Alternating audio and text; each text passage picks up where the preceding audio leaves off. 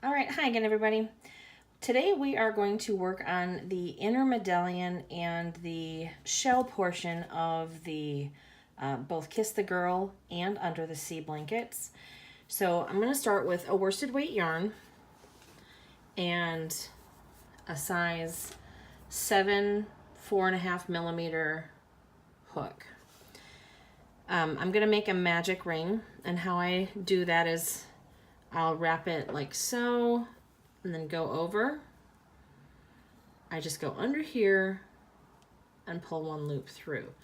And I don't untangle it, I just kind of grab everything. And we are going to do a chain 3 because we're going to do 20 double crochets in this circle here, which I am not counting this chain 3 as part of the 20. So let's go ahead and do that. 1, 2, 3, 4, 5, 6, 7, 8, 9. Okay, so I'm kind of getting to the end of my little thing here. Just pull it a little snugger. And I lost count. 2, 3, 4, 5, 6, 7, 8, 9. Okay. 10. 11. 12. 13. 14.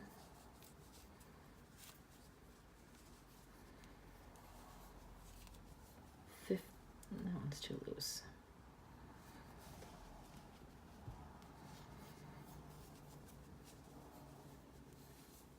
15. 16. 17. 18, 19, and 20.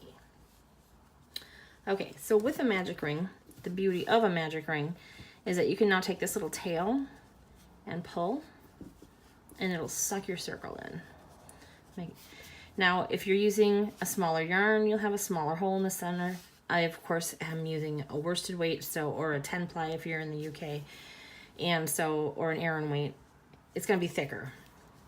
All right, so this is our original chain 3. We're skipping that, and we're going to join here to the first double crochet.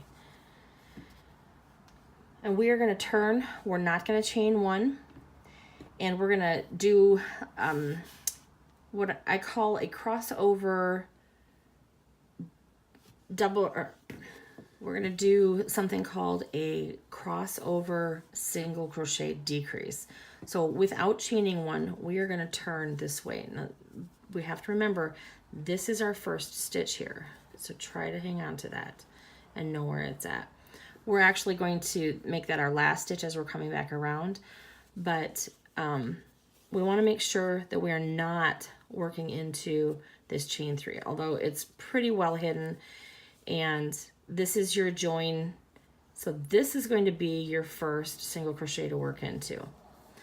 Now we're going to do a back loop only single crochet decrease, and that means the back loop only from what's facing us. So if you look at the top of your single crochets, this is our back loop. So we're going to go in here, and we're going to go in here, and this would be a regular single crochet decrease. Now what's going to make this a crossover is we're going to now go back into the second stitch that we just used, and this will be 1 and 2 for the next single crochet decrease. And now we're going to do that again. We're going to go back into the one we just worked and into the next one, and into the one we worked and the next.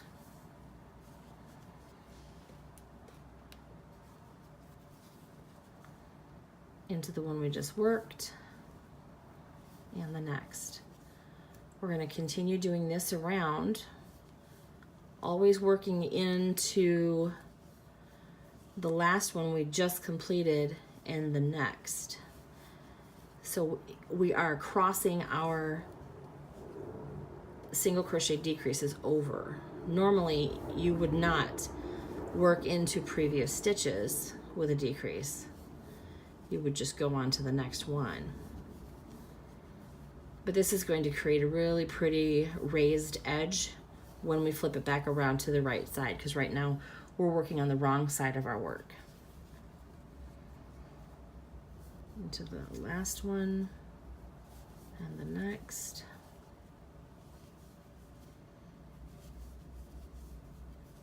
Now we have to make sure that we are maintaining our 20 double crochets, or I should say just stitches. So we're going to take a minute here and count, see where we're at. All right, so this is our very first double crochet, or not double crochet, but our single crochet decrease. So 1, 2, 3, 4, 5, 6, 7, 8, 9, 10, 11, 12, 13, 14, 15, 16. All right, we've got 4 more to go. So this is 17. This is 18.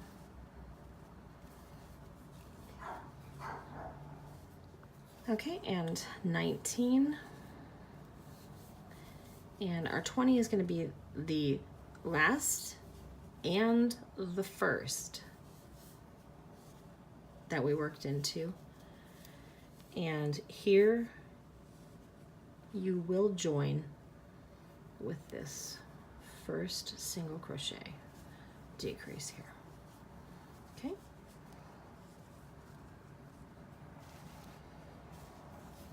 We're going to turn again without chaining. See what a pretty raised edge that makes?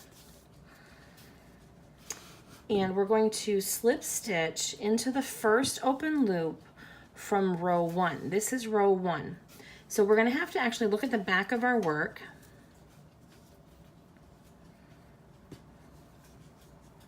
to determine where our first slip stitch is. And I'm going to count kind of backwards,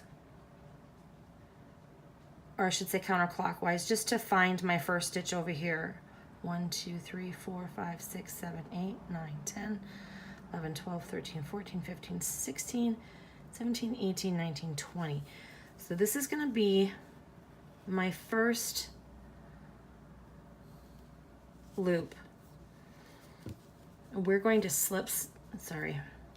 we are going to slip stitch into that loop.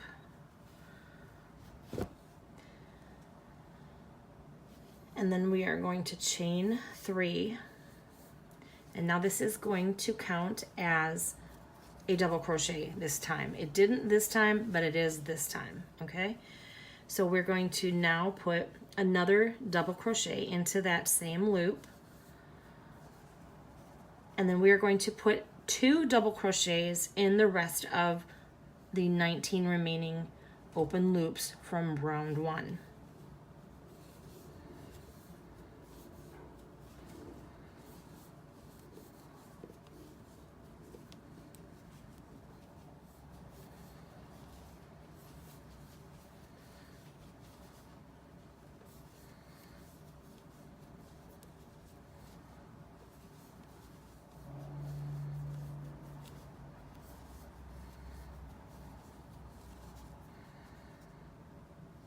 Okay, keep going. I'm going to meet you on this other side, and I'll be right back. All right, now I have gotten around to putting 2 double crochets into each of the open loops, and we've got 1, 2, 3, 4, 5, 6, 7, 8, 9, 10, 11, 12, 13, 14, 15, 16, 17, 18, 19, 20, 21, 22, 23, 24, 25, 26, 27, 28, 29, 30, 31, 32, 33, 34, 35, 36.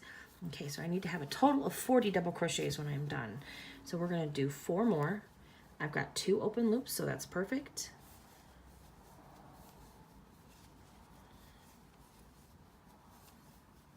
And the last one.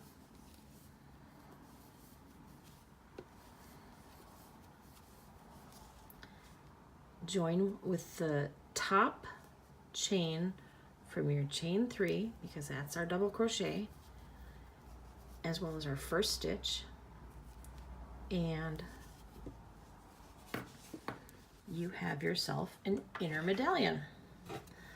Go ahead and cut your yarn. And if this is the only part you're using gold for, you can go ahead and set it aside. I'm going to go ahead and tuck in my ends so that they don't get in my way as I continue on with color changes. I don't know how you do yours, but this is how I do mine. I just get it on a needle and I work it behind some stitches,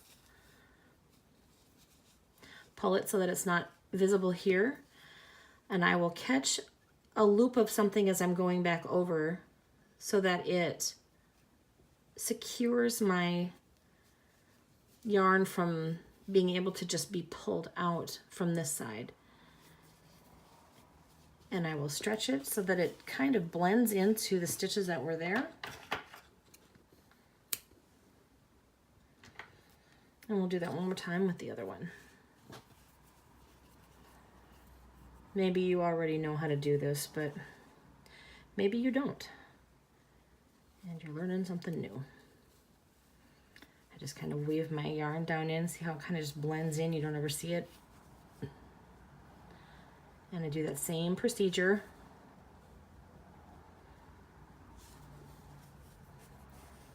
Weaving behind. You gotta be a little careful that you don't pull too tight and make a ripple in your work, like I just did.